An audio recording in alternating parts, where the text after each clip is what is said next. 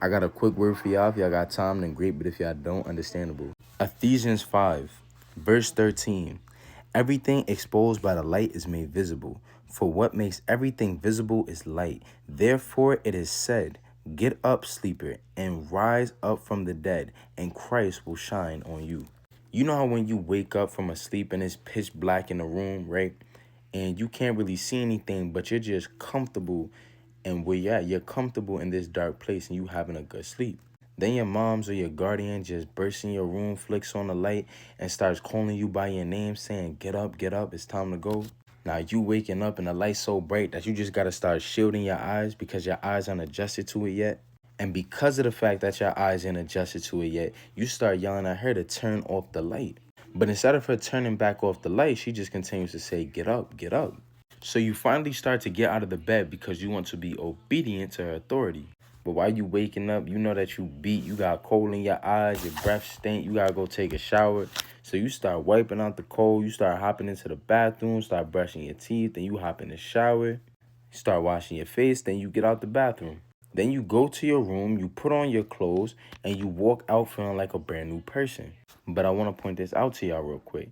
The same state that you was in when you was comfortably sleeping in the dark was not the same state you left in when you got woken up by the light. You was asleep in your sin. You was laid. You were comfortable in your darkness. You can't see anything. You don't know where you're going. You have no understanding, but you do understand one thing, your sin. Now here comes Jesus shining his light on your life. He starts to call you by your name, saying, get up from your sleep, get up from your sleep.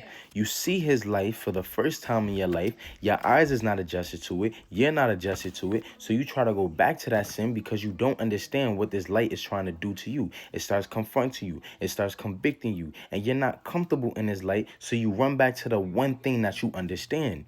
But Jesus calls you again. Get up, sleeper, and rise from the dead. You finally get up, and now you're being obedient to the call. But you still look beat. You're still in your sinful state. You're hurt. You're broken. You're tired. You're confused. But the more you stayed in his light, the more you start to understand. The more you start to adjust. You started to clean out the impurities that the light made visible. You wiped your eyes, cleaning the windows to the soul. You washed your body, cleaning the temple that hosts his spirit. You clean the mouth, which holds the power of life and death. You are cleaning yourself from the sin that was accumulated in the dark.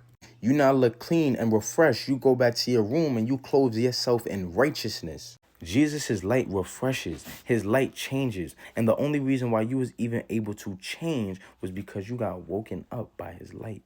And now you're continuing to walk.